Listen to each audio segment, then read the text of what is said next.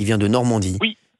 Merci Thomas d'être avec nous sur Europe 1. Vous vouliez parler d'Emmanuel Macron, le discours ne vous intéresse pas du tout, un peu comme moi. Enfin, c'est pas un discours. Absolument, voilà. Absolument. Bonjour Cyril, c'est monsieur Jean-Michel Abrazif. Comment allez-vous?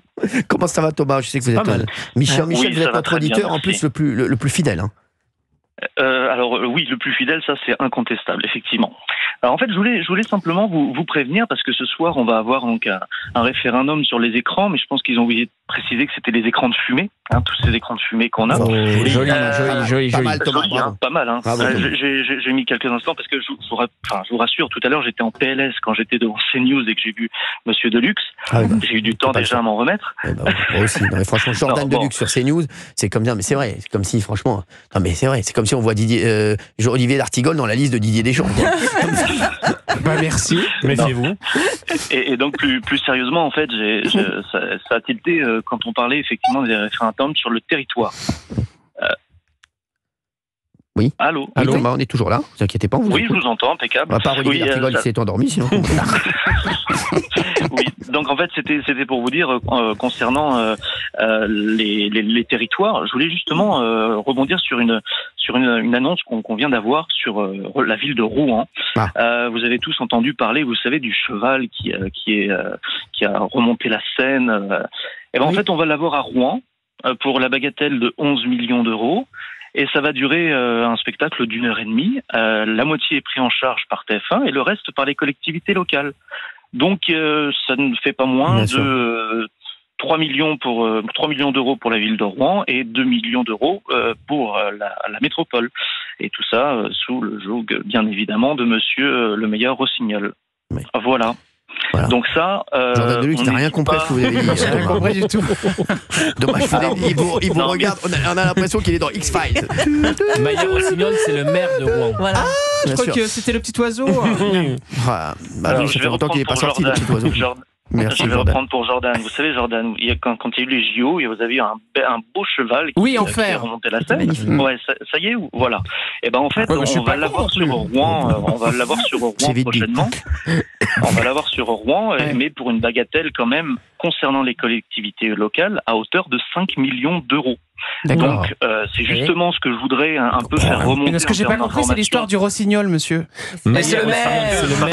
C'est son nom de famille. Oui. Voilà, et donc c'est un jeu de mots, mon ami.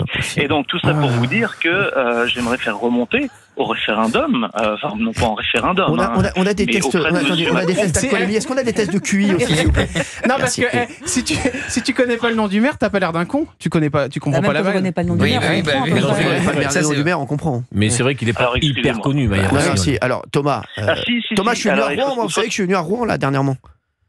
Ah oui, je sais pas, on m'a pas informé. Alors, vous savez quoi, à Rouen, vous savez que j'ai une malédiction à Rouen. Regardez. Je n'ai jamais gagné un match à Rouen. Ah oui. Ah bon? J'ai dit, je n'y. Pas vu avant. Ouais, ça doit être ça, Thomas. Je n'y retournerai plus. Je peux jouer les pires pipes. Je peux jouer les pires pipes. Et ben je perds. Mauvais karma. Pourquoi vous analysez ça comment? Je ne sais pas. C'est pas. Mauvais karma. Je sais pas. C'est la ville elle-même qui. Je sais pas. Non, j'adore les rois. Vous partez le matin, vous partez le soir. Est-ce que c'est la routine qui change? Je sais pas. Je comprends pas. Chez nous, il faut savoir quand même que il y a Jeanne d'Arc qui a brûlé, mais il y a aussi Lubrizol. Il y a plein de choses qui. C'est pas la ville de. Je pense que pour les personnages historiques, c'est pas bon. C'est pour les livres d'histoire.